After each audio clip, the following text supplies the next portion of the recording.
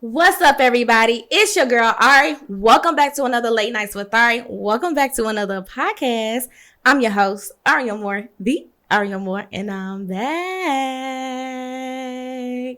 Y'all be going in on the internet, low-key. Like, literally be going in on the internet, and I'm about had it. Like, yeah, I definitely done had it. Yeah, yeah.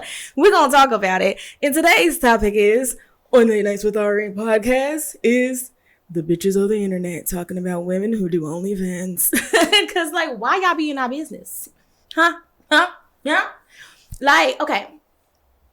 Every time I'm scrolling on Facebook, Twitter, Instagram, it just doesn't matter. I'm starting to see more podcasts, even on YouTube, where they are literally going in on women choosing to sell their body. Quite frankly, it's really nobody's business. If you're against it, you should just mind your business. If you're not against it, you should still just mind your business, because what women choose to do with their body is their business. And since I am someone who is also a content creator, a private link content creator, I feel like I can speak for all of us when I say this. If you're not paying our bills, then why does it matter? If you're not paying the fee, why does it matter? If you are not paying for childcare, education, anything like that, why does it matter?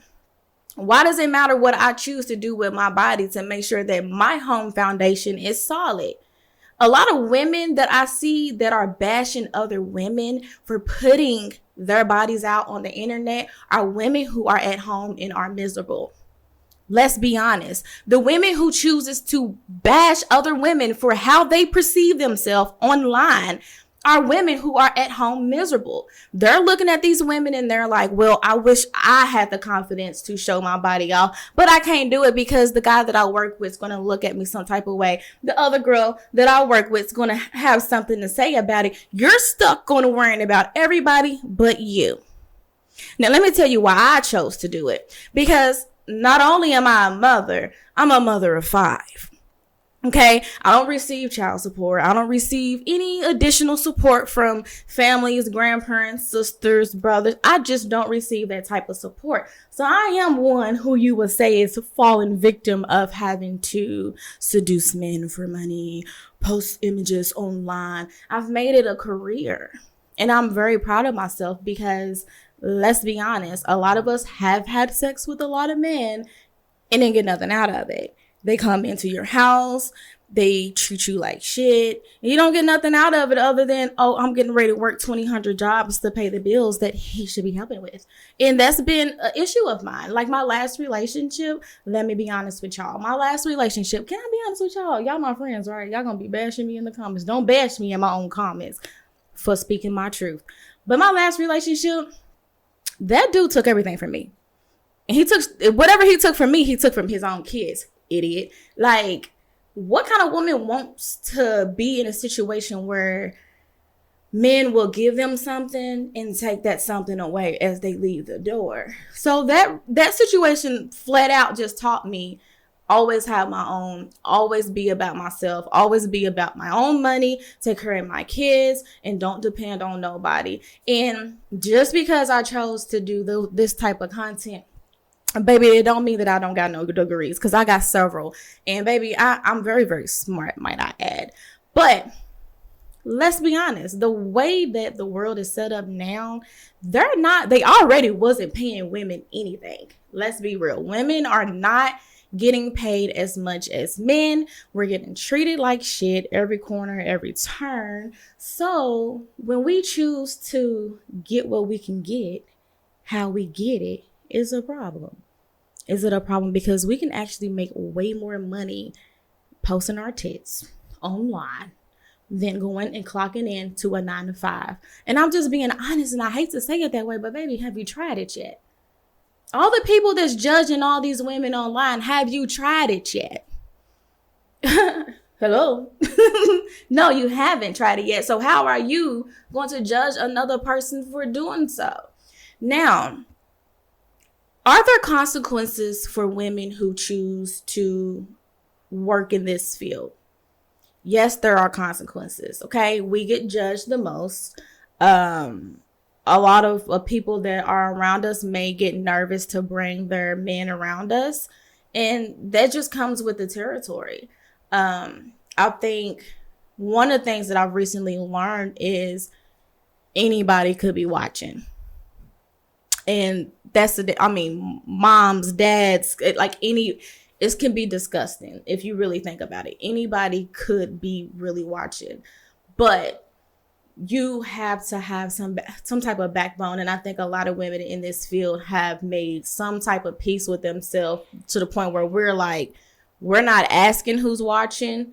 We don't care who's watching as long as the bills are paid. And it just is what it is.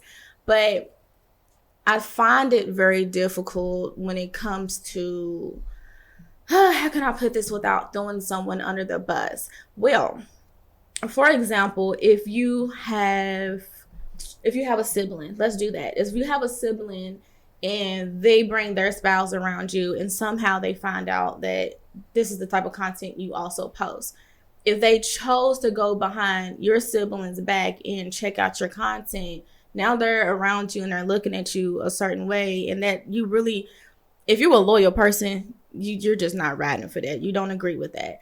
From my experience, it really can happen. And I'm learning different ways to be a little more private about it, but it's also really hard to be private about it because the only way that I can advertise what I do is by advertising what I do. And you never know who's watching. So yeah. And I just feel like as women, we have to stick together because there's already men looking down on us. And these same men that look down on us are the same men banging. That's what gives me the giggles. The same men who look down on women for posting sexual content online are the men that are paying. They're the ones that would pay the big bucks to get in, because how else do they know what it is that you're doing? Because they was in the door, okay? They opened the door for themselves so that they can go onto their own podcast and talk shit about you. That's what they do. They go and pay their little subscription, that $30, $40 fee. They see what you're posting. They might go ahead and get off on it. And then they go online and they're like, women shouldn't be posting content like this. No one's going to marry you. Actually, sir, nobody's gonna marry your ass. And that's why you online talking shit. And that's why you was caught in, because how else would you know? Tell me how you know, Mr. Sir. But anyway, y'all, it just is so funny how people will just judge people for how they choose to make a living. And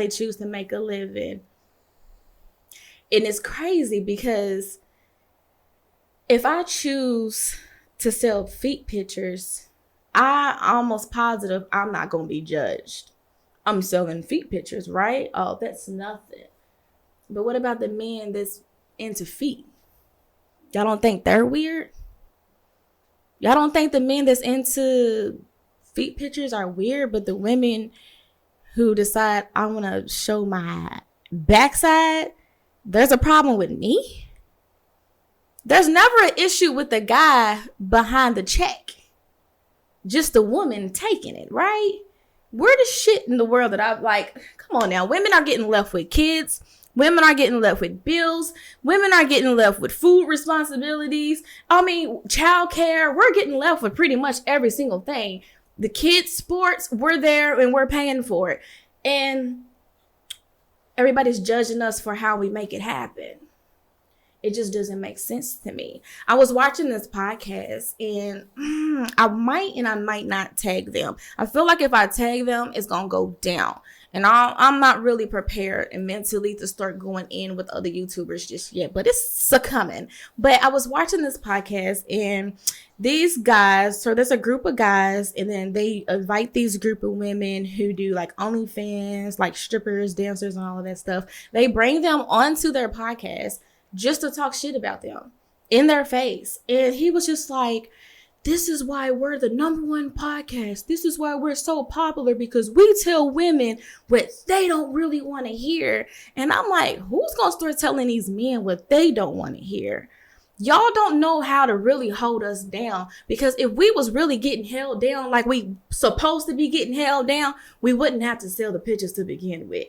Let's be honest. If men were taking care of their children the way that they should be taking care of their children, whether we're married or unmarried, we wouldn't have to do these things to get by.